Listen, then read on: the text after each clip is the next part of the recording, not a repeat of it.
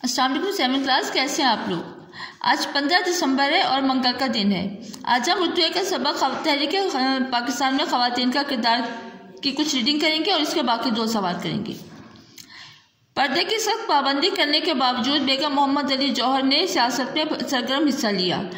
उन्होंने 1937 में मुस्लिम लीग के तारीखी इजलास मुनक्किदा लखनऊ के मौके पर मुस्लिमा ख़वातीन के इजलास की सदारत की। इस इजलास में मुस्लिम लीग शोबा ख़वातीन का क़याम अमल में आया। 1938 में मुस्लिम लीग का इजलास पटना में मुनक्किद हुआ। इसमें ख़वातीन की एक कमेटी कायम की गई।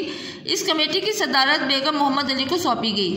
1940 को लाहौर में होने वाला मुस्लिम लीग का तारीखी इजलास किसको याद ना होगा।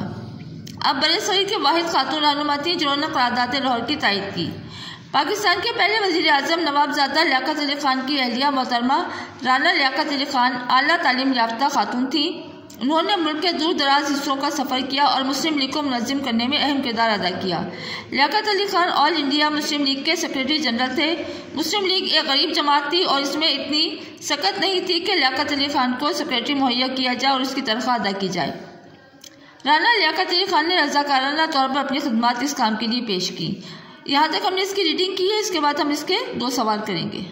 बच्चों, कल हम इसके सवाल नंबर 1 और 2 किए थे। आज हम इसके सवाल नंबर 3 और 4 करेंगे। लियाकत अली खान ने तनख्वाह पर सेक्रेटरी क्यों न रखा।